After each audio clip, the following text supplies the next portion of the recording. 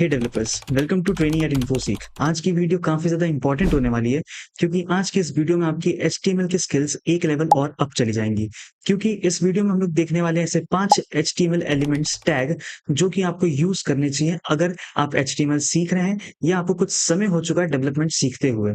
तो शुरू करते हैं। लिस्ट में जो सबसे पहला है वो है HTML सिमेंटिक्स के बारे में।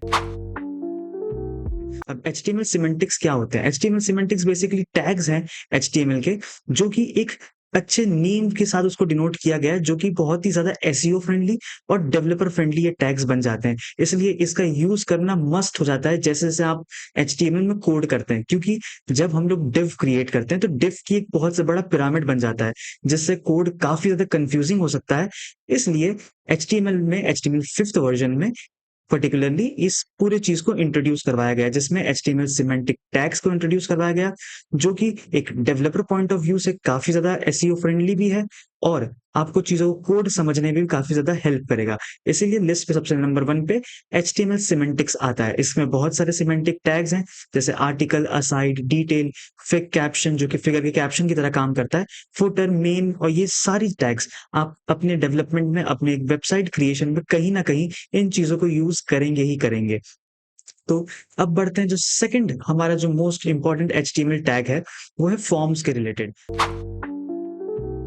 फॉर्म्स हर एक वेबसाइट में होता है क्योंकि जैसे ही हम लोग लॉगिन या रजिस्ट्रेशन वाला पार्ट क्रिएट करते हैं उसमें फॉर्म्स का ही सबसे ज्यादा यूज होता है। तो इसलिए फॉर्म टैग्स भी आना बहुत जरूरी है। अब फॉर्म टैग के साथ साथ बहुत सारी चीजें यूज होती हैं जैसे इनपुट टैग, और उसके साथ एक मोस्ट इंपॉर्टेंट टैग जो कि होता है लेबल टैग। अब लेबल टैग बहुत से लोग इसको इग्नोर करते हैं, बट एक टिप कह लीजिए या एक सजेशन कह लीजिए, लेबल टैग आपको हमेशा यूज करना चाहिए इनपुट टैग के साथ, क्योंकि वो बताता है कि वो पर्टिकुलर इनपुट किससे रिलेटेड है। जैसे कि अगर इसको हम लोग ट्राई इट योरसेल्फ करते हैं तो देखिए, एक इनपुट टैग है जिसमें वैल्यू जॉन दे रखी है, उसके जस्ट ऊपर जो लेबल यूज किया गया है वो है फर्स्ट नेम का, जो कि उसी को शो कर रहा है कि वो लेबल या जो वो इनपुट टैग है वो किससे रिलेटेड है। इसलिए जो HTML फॉर्म्स है वो काफी ज्यादा जरूरी हो जाता है क्योंकि इसका एक रियल लाइफ यूज केस भी है। और अगर आपको ये सब चीजों में डाउट है कि कैसे यूज करना है HTML सिमेंटिक्स को और फॉर्म्स को, तो इसके ऊपर भी हम लोग की एक प्लेलिस्ट चल रही है, आप उसको देख सकते हैं। उसमें बहुत ही डेप्थ में इन सारी चीजों को मैंने एक्सप्लेन कर रखा है। फिर जो थर्ड नंबर पे आता है वो है HTML टेबल्स एंड लिस्ट। देखते हैं कि पहले टेबल्स क्या है। अब बहुत बार हम लोग को अपने डेटा को टेबल फॉर्मेट में शो करवाना होता है। उस चीजों को कैसे शो करवाएं? अब टेबल्स बहुत सारी वेबसाइट में एडमिन डैशबोर्ड बना रहे हैं या कुछ लिस्ट टाइप में शो करना है, तो उसमें हम लोग को टेबल की बहुत ज्यादा जरूरत पड़ती है। तो उसलिए HTML के अंदर टेबल्स का यूज किया गया है, जिसके अंदर हम लोग टेबल टैग का यूज कर सकते हैं, जिसके अंदर टेबल रोज और टेबल हेड हम लोग डिफाइन कर सकते हैं, जिससे हम लोग जैसा चाहें वैसा स्ट्रक्चर क्रिएट कर सकते हैं एक HTML एलिमेंट का। जैसे आप बहुत सारी चीजों को CRUD ऑपरेशन परफॉर्म कर रहे हैं, उन सारी चीजों में भी टेबल्स का यूज आएगा ही आएगा। अगर इसका प्रीव्यू देखें तो देखिए कैसे एक टेबल टैग का यूज करके हम लोगों ने एक बेसिक सी टेबल इसके अंदर क्रिएट कर रखी है।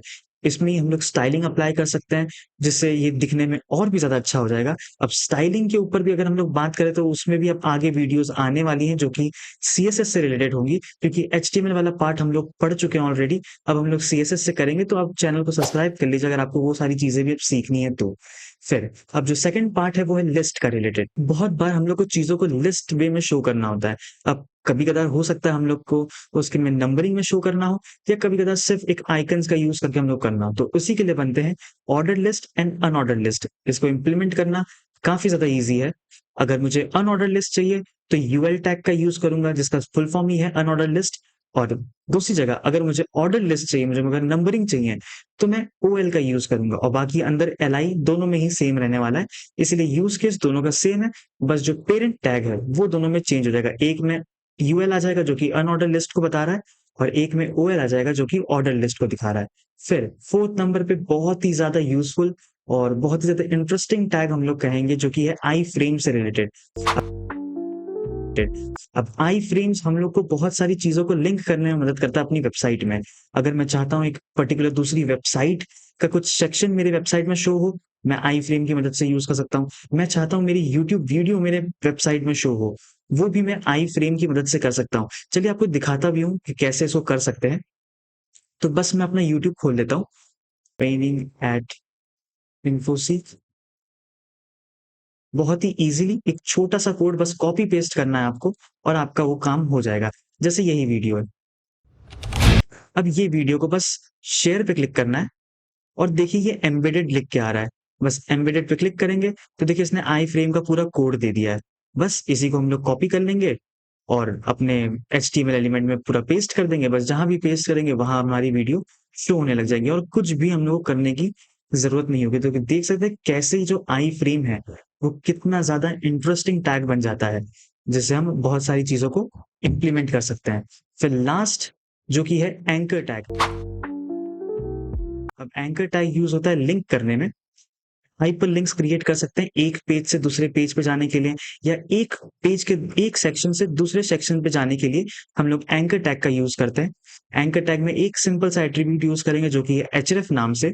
उसको उसमें जहाँ भी हम लोग उसके लिंक देंगे, वो उसके लिंक पे वो फॉलो करके चला जाएगा। जैसे अगर एक एग्ज़ाम्पल दूँ मैं इसमें, तो देखिए एंकर टैग का यूज़ हुआ है, href में https w3schools.com के उसने लिंक दे रखा है। तो अगर मैं इसको प्रीव्यू करूँ तो जैसे ही मैं इस इमेज पे क्लिक करूँगा, मैं उस W3 स्कूल्स की ऑफिशियल वेबसाइट पे पहुँच जाऊँगा। देखते हैं क्लिक करके, तो जैसे ही मैंने क्लिक किया देखिए यहाँ एक वेबसाइट खुल चुकी है।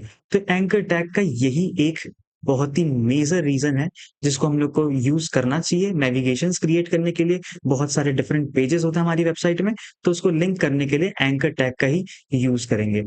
तो ये थे कुछ 5 मोस्ट इम्पोर्टेंट एचटीएमएल टैग्स जो कि बीइंग अ डेवलपर, भले आप बिगिनर हो या आप कुछ लेवल तक सीख चुके हो, ये 5 टैग्स आपको पता होने ही चाहिए।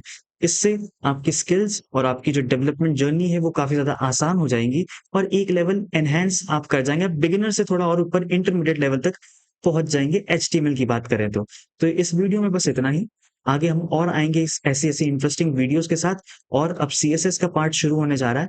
तो अगर उस प्लेलिस्ट को आप फॉलो कर लीजिए पूरा, जिसमें अब उन्होंने एचटीएमएल खत्म कर लिया था, अब हम लोग डिज़ाइनिंग की तरफ बढ़ेंगे। तो इस चैनल को सब्सक्राइब कर लीजिए ताकि आपको वीडियो से आने वाली अपडेट्स मिलती रहें। तब तक के लिए मिलते हैं नेक्स्ट वीडियो में।